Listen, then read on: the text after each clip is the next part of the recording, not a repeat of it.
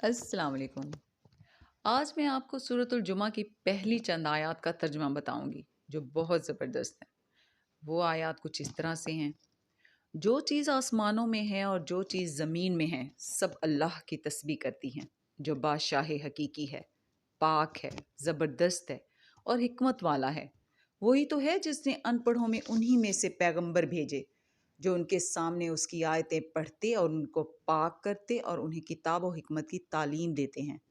और इससे पहले तो ये लोग खुली गुमराही में थे और उनमें से और लोगों की तरफ भी इनको भेजा है जो अभी मुसलमानों से नहीं मिले। और वो गालिब है, हिकमत वाला है।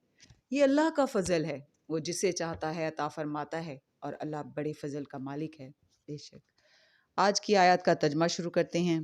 पनाह मांगती हूँ अल्लाह की शैतान मरदूद से। शुरू अल्लाह का नाम लेकर जो बड़ा मेहरबान निहायत रहम वाला है।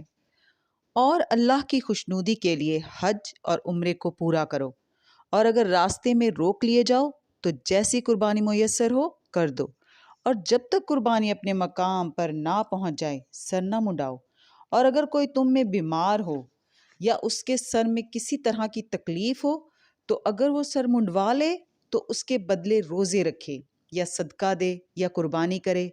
फिर जब तकलीफ दूर होकर तुम मुतमईन हो जाओ तो जो तुम में हज के वक्त तक उम्रे से फ़ायदा उठाना चाहे वो जैसी कुर्बानी मुयस्सर हो कर ले। जिसको कुर्बानी ना मिले वो 3 रोज़े अयाम हज में रखे और 7 जब वापस हो। ये पूरे 10 हुए। ये हुक्म उस शख्स के लिए है जिसके अहलो अयाल मक्के में ना रहते हों। और अल्लाह से डरते रहो और जान रखो कि अल्लाह सख्त अज़ाब करने वाला है। हज के महीने मुअय्यन हैं जो मालूम हैं।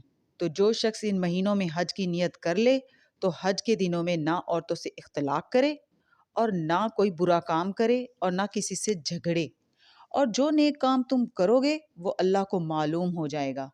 और ज़ादे राह यानी रस्ते का खर्च साथ ले जाओ क्योंकि बेहतरीन ज़ादे राह परहेजगारी है। और ए अहले अक्ल मुझसे डरते रहो। इसका तुम्हें कुछ गुनाह नहीं कि हज के दिनों में बजरिया तजारत अपने परवरदिगार से रोज़ी तलब करो। और जब अराफात से वापस होने लगो तो मशर हराम यानी मुज़दलिफ़ा में अल्लाह का ज़िक्र करो और उस तरह ज़िक्र करो जिस तरह उसने तुमको सिखाया। और इससे पेशतर तुम लोग इन तरीक़ों से महज़ नावाकिफ़ थे।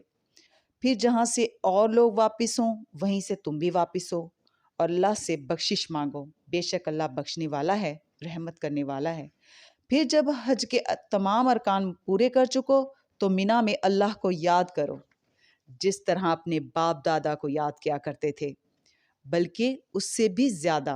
और बाज़ लोग ऐसे हैं जो अल्लाह से इल्तिजा करते हैं कि ए परवरदिगार हमको जो देना है दुनिया में ही दे दे।